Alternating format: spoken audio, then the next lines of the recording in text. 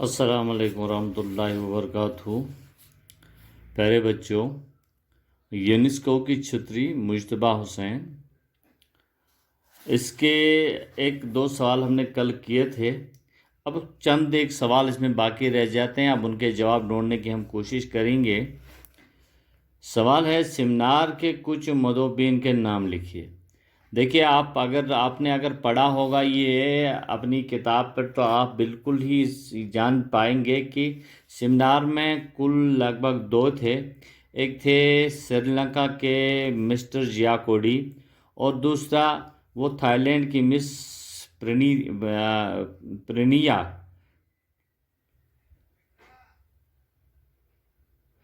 और फिर यही दो थे, और यही दो मदोबीन जो हैं वहाँ पे सेमिनार में शामिल थे।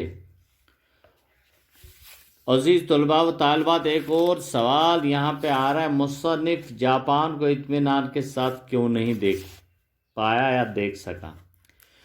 देखिए, आप जानते हैं कि मुसन्निफ जो है यानी कि मुज्तबा हुसैन, वो इसलिए जापान को इत्मीनान के साथ नहीं देख सका क्योंकि जब वो वहाँ पहुँचे या जब वहाँ जाते हैं, जब वो पहुँचते ही तो उसे एक यूनेस्को की छतरी दी जाती है, और उस छतरी की वजह से मुसन्निफ जो है इत्मीनान से जापान को नहीं देख पाते हैं।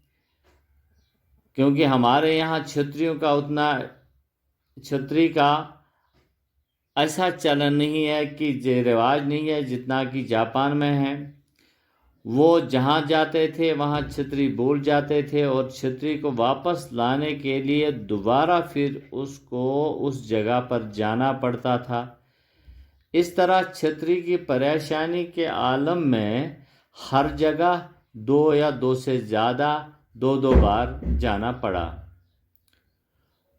अजीज तलबा व तालिबात, मुख्तसर जवाब तलब सवाल जो है वो है, एक सवाल इसमें यहाँ पे है, वह यूनेस्को में मुसन्निफ को दूसरे दिन क्या मिला था। देखिए, अगर आप ये तो बिल्कुल आसान सा क्वेश्चन है, क्योंकि यूनेस्को में मुसन्निफ यानी कि मुज्तबा हुसैन को दूसरे ही दिन क्या मिला था, छतरी मिली थी। क्योंकि छतरी इस मिली थी जिसकी वजह से उसकी बीवी भी उस पर परेशान हो गई है, ऊपर से वो 200 रुपये बिल भी उसे देने पड़े।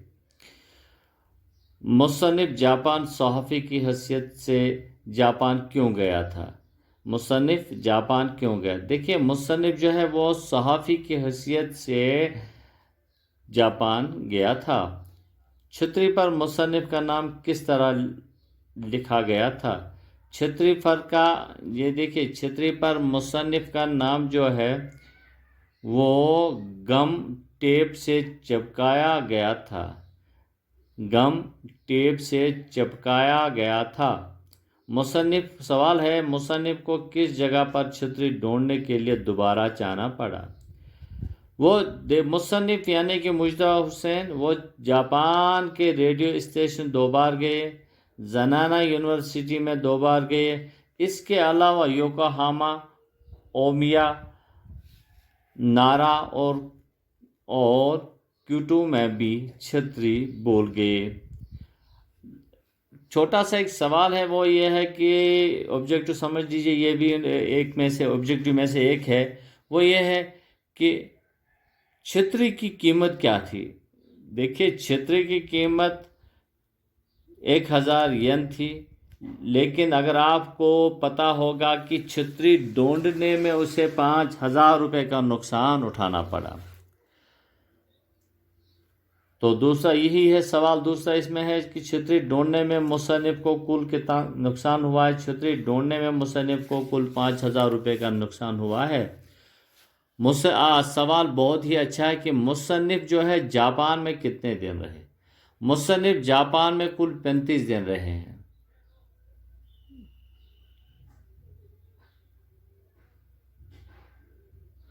अजीज तलबा व तालिबात, किसने कहा, किससे कहा और क्यों कहा। मेरी खैरत जाए बाढ़ में, पहले ये बताओ उस वक़्त कमरे में अकेले हो या वो भी तुम्हारे साथ है।